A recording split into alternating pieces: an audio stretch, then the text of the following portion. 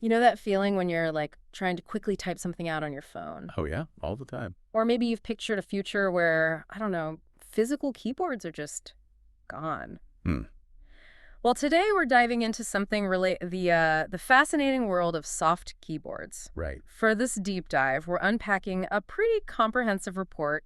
It's called Global Soft Keyboards Market Forecasts. A lot of data in there. Definitely. And our mission today is to understand exactly what these things are, how they're seeing this really remarkable growth, and, well, why they seem poised to reshape how we interact with devices everywhere. It's a big topic. So let's start at the beginning. What are we actually talking about when we say soft keyboards? Yeah, good question. Forget the clacky keys you might be typing on right now.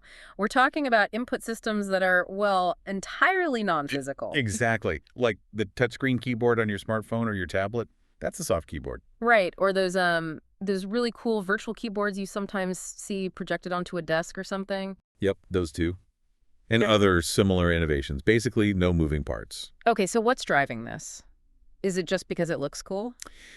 Well, the novelty helps, maybe. Yeah. But what's really driving it are some seriously compelling advantages for how we live and work now. Like what? Think about flexibility first. They can adapt instantly, right? Any language, any layout you need. Okay, yeah, Then there's hygiene, super important in a lot of places. You can just wipe them clean. makes sense. And of course, they save an incredible amount of space. Yeah. It's a huge win. So where does that make them essential? Well, healthcare is a big one. Sterility is critical there. Or think about industrial settings, places with dust or liquids that would just destroy traditional keys. Ah, right. But they're also making big waves in consumer electronics beyond phones and tablets, plus aviation, retail, basically any industry that's moving towards, smarter, more adaptable interfaces. Okay, so let's unpack this a bit then. What does this actually mean for you, the listener, the person using tech every day? Is this just about having a better phone screen, or is it something bigger? Oh, it's definitely much bigger, much bigger. These soft keyboards are making the way you interact with any device potentially more fluid, more intuitive. You're not constrained by physical limits anymore. Mm-hmm. We're moving beyond just your phone or tablet.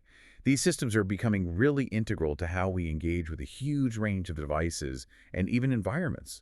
It's all about adaptability and, as I said, hygiene. Less clutter, more versatile control. Exactly. Imagine that. And when we talk about growth, it's not just like a small increase. The numbers are genuinely impressive. They really are. The global soft keyboards market pulled in over, $4.2 billion in 2021? Yep, around there. That jumped to nearly $5.4 billion by 2025. A pretty big leap in just a few years. And it's projected to almost double again, hitting over $8.5 billion by 2033. That's a staggering trajectory, as you say. It really is. And if we connect this to the bigger picture, right, that projected growth, it's represented by a compound annual growth rate, the CAGR, of almost 6%. That's from 2025 to 2033. Okay, 5.9%. Right, 5.9%. And that isn't just a one-off spike. It signifies this consistent, steady expansion, year after year. Like compound interest almost. Kind of, yeah. Think of it like a reliable investment, just growing quietly, consistently gaining value. It really highlights how deeply integrated these digital input methods are becoming. Across pretty much every sector. Across virtually every sector, exactly. It's not a passing fad. Yeah. It feels like a fundamental shift in how we interact with our digital world.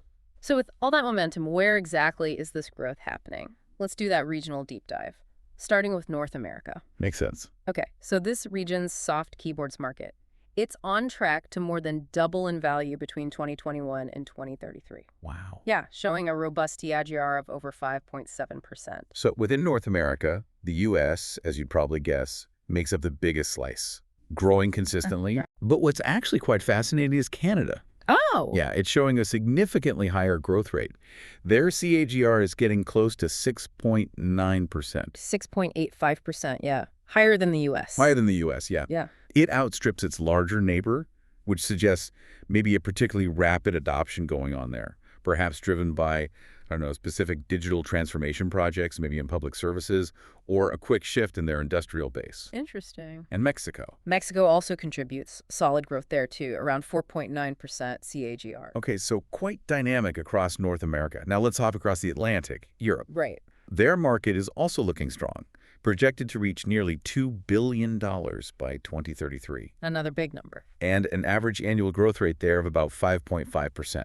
So slightly lower than North America overall, but still very solid. Yeah, and here we see really consistent, solid growth across the major economies. The UK and Germany are, significant powerhouses. Big markets. Both showing impressive CAGRs, actually. The UK is over 6.3%. Germany's around 5.8%. Yep. So that indicates a strong embrace in those mature markets. Okay. Then you've got France, Italy, Russia, Spain, all showing steady adoption as well. Different rates, but steady. But what's the standout in Europe? What really stands out is the category for the rest of Europe. So countries outside those big ones we just named. Okay.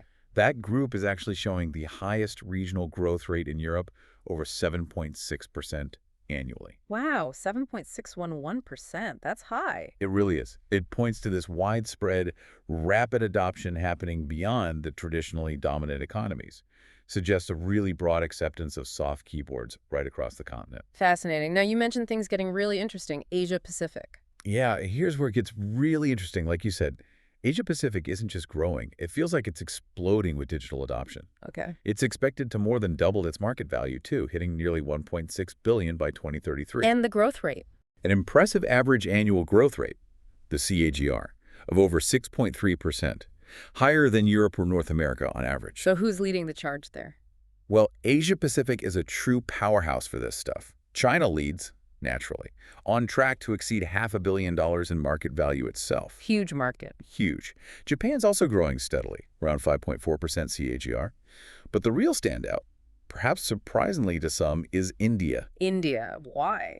It boasts one of the strongest regional KGRs globally, actually, over 7.5%. 7.508%. Yeah, that's massive. What's driving that? It's likely fueled by, well, massive smartphone penetration, obviously, but also significant government initiatives pushing digital transformation across the board. Digital India and all that. Exactly. And we also see tremendous momentum in places like Singapore, Southeast Asia generally, and Taiwan. They're all showing KGRs well over 6.5%. Singapore at 6.69, Southeast Asia 6.8, Taiwan over 7%. Right. Alongside South Korea and Australia, too. It just highlights this massive, incredibly diverse region rapidly embracing these innovative input solutions. Okay, a real engine of growth there. Now, shifting south, let's look at South America. Okay. The market here is also set for healthy growth, projected to reach over $1 billion by 2033. So crossing that billion mark, too. Yeah, with a KGR of about 5.3% overall. And in this region, Brazil is a major contributor. Strong, consistent growth there, around 5.5% CAGR. Okay. Argentina and Colombia are also showing robust annual growth rates, both exceeding 5.5% as well. Argentina slightly higher, Colombia even more so at 5.8%. So pretty solid across the board. Yeah, the overall picture for South America indicates this steady, sustained adoption of soft keyboard tech across different industries. It's making technology interaction more efficient, more flexible right across the continent. Peru, Chile, others are growing too. Got it. All right, next stop, the Middle East. Right. Here, the soft keyboards market is forecasted to more than double its value, expected to hit nearly $700 million by 2033. So a smaller base than some others, but strong growth. Exactly. A strong average annual growth rate, CAGR, over 6.4%. And here, Saudi Arabia is really leading the way. They have a particularly strong CAGR approaching 6.8%. 6.771%. Yeah, that's high. It indicates probably significant investment in digital infrastructure, smart city solutions, things like that. Makes sense. And the UAE? UAE also shows really robust performance, Oh. a KGR of nearly 7%, 6.902 to be exact. Wow. Yeah. And then countries like Turkey, Egypt, Qatar are all contributing to this rapid regional expansion too. So what does that suggest overall? It suggests a pretty significant digital transformation is underway across these economies, and adaptable, hygienic input solutions like soft keyboards are becoming increasingly vital in that shift. Okay, one region left. Let's wrap up our regional tour with Africa. All right. Now, this market might be starting from a smaller base compared to, say, Asia Pacific or North America, Sure. but it's forecasted to more than double as well, reaching nearly $600 million by 2033. Still significant growth. And look at this KGR, a very strong average annual growth rate exceeding 7.6%. 7.609%. That's the highest average regional KGR we've seen, isn't it? I think it is, yeah. Higher than Asia Pacific even. Wow. Africa is demonstrating truly impressive growth in this market. Nigeria is a significant player, projected to reach nearly 200 million by 2033, with a CGR over 7.2%. Okay, However, it's South Africa that really stands out. let me guess. Even higher. Yep. The highest specific country CGR we've discussed across all regions, an astounding 8.25% annually. 8.245%. That's incredible It acceleration. really is. It suggests a rapid embrace of these technologies, likely driven by, burgeoning digital economies there and a push for more efficient, flexible solutions in all sorts of sectors. And the rest of Africa contributing substantially, too. Absolutely, contributing to that very high overall growth trajectory for the continent. It truly is remarkable, isn't it, how pervasive and consistent this growth is. Every single continent we just looked at. Yeah. And with some surprising accelerators, like you pointed out, Canada, India, South Africa really jumping out. Absolutely. This data, it just clearly illustrates that soft keyboards are really far from being some niche product or only limited to certain types of devices. Right. The consistent, impressive compound annual growth rates across such incredibly diverse regions and countries, it just underscores their universal value. They're adaptable, they're hygienic, they're incredibly flexible input systems. So, connecting the dots for the listener, what does it all mean? Well, for you, the listener, it means that these customizable interfaces aren't just a novelty. They're becoming a fundamental growing solution. They're getting integrated into everything from specialized medical equipment to rugged industrial machinery, and of course into your everyday consumer electronics in potentially new ways. So we're going to see them even more. You are absolutely going to see them integrated into more and more aspects of your life. The goal is making technology more accessible, more intuitive, in an ever broader range of environments. Okay, so we've just taken quite a deep dive there into the global soft keyboards market. We explored its remarkable growth path from over 4 billion just a few years ago to that projected 8.5 billion by 2033. Yeah, quite the journey. And we highlighted those specific regional powerhouses and accelerators driving this really impressive expansion. Yeah, it's a global phenomenon. So Mm-hmm. maybe a final thought to leave people with. Please. Given this consistent global growth, right, and the increasingly diverse applications we've touched on, from sterile hospitals to dirty factories and our own personal devices, how might this widespread adoption of soft keyboards fundamentally reshape our interaction with technology? Good question. I mean, not just on screens, perhaps, Yeah. but maybe as ubiquitous, almost invisible interfaces embedded seamlessly into our surroundings, making potentially any surface a control panel. Where does it go next? You interact with them every single day, Yeah. probably without even thinking twice about it. Mm-hmm. But what if I told you that the simple on-screen keyboard you tap on your phone, your tablet, well, it's actually at the heart of this huge evolving industry. Yeah. We're talking about soft keyboards today. That's right. And, you might think you know them, but there's honestly so much more going on beneath the surface. Right. This deep dive, it isn't just about typing. It's really about understanding the complex market dynamics shaping how we all interact digitally. Okay. We'll be uncovering some surprising forces driving this market forward, looking at the challenges they still face, and they're definitely challenges, Oh, yeah. and the really transformative trends that are reshaping their future.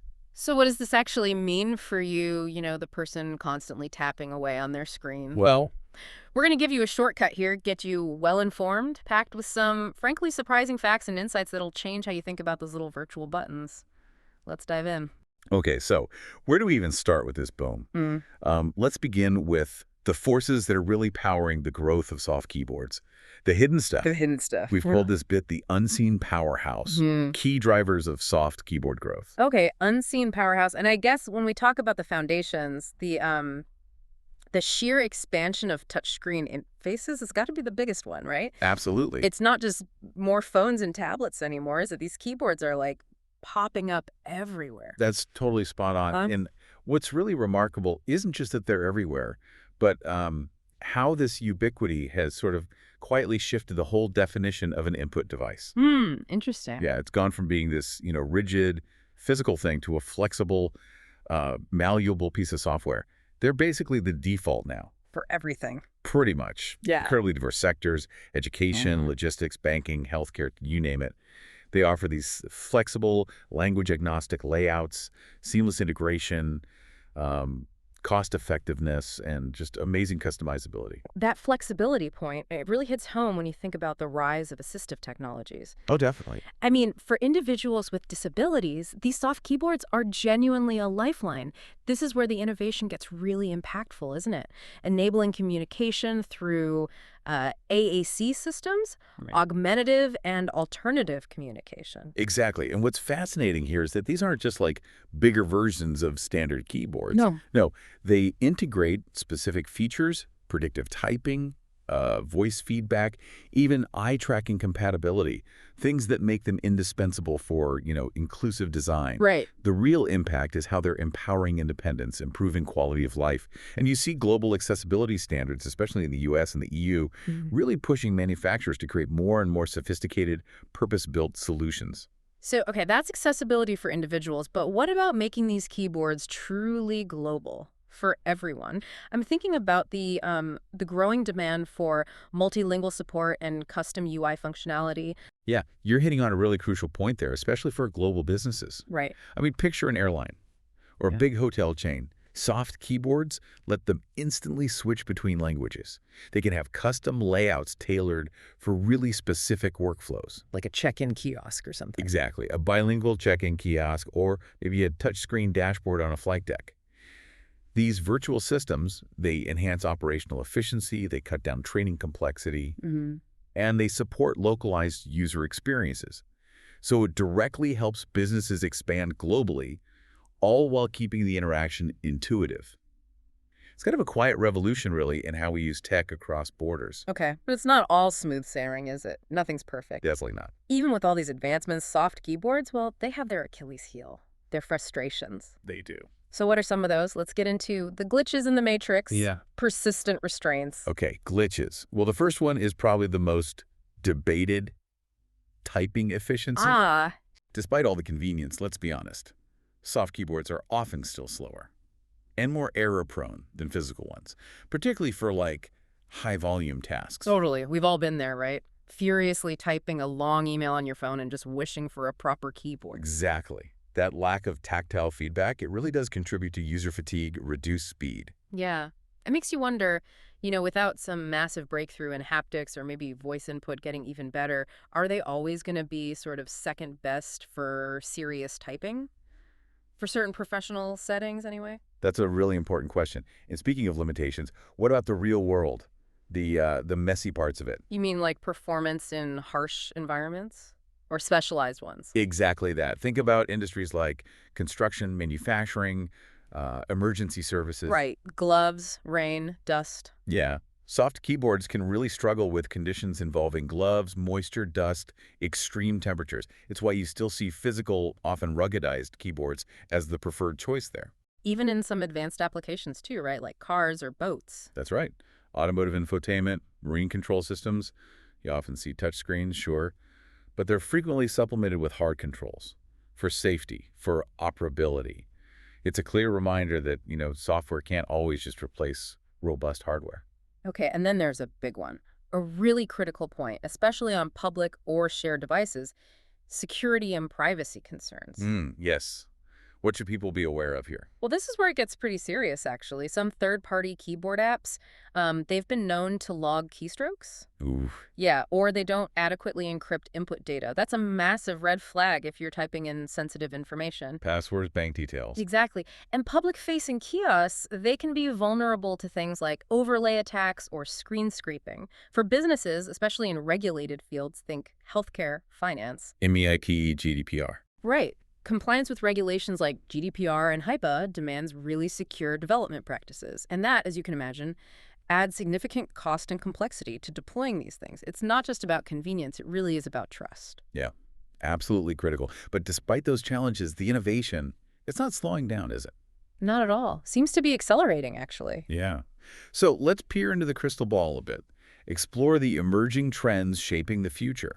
And the first one is genuinely transformative: AI-driven text prediction. Ah, okay. And this is way beyond just simple autocorrect now, isn't it? Oh, miles beyond. Using natural language processing, NLP, modern soft keyboards can predict words and entire phrases with, frankly, startling accuracy. Wow. But it's more than that. They adapt to your specific writing style, your behavior. They can even suggest words to fit a certain tone or context you're going for. So wait, you're saying AI isn't just making us type faster, it's subtly influencing the actual language we use? Precisely. It significantly boosts typing speed, sure, but also cognitive ease, which is especially helpful in, say, fast-paced work settings or for assistive use cases. That's fascinating. And building on that, to get over those physical input limitations, soft keyboards are becoming these multimodal platforms, Yeah. integrating voice and gesture. Right, like dictation or swipe typing. Yeah, you can dictate messages, swipe type, even draw characters directly on the keyboard now. And that links up perfectly with voice assistants, doesn't it? Alexa, Siri, Google Assistant. It makes so much sense. These features allow for genuinely hands-free, intuitive interactions. Which is exactly what people want now.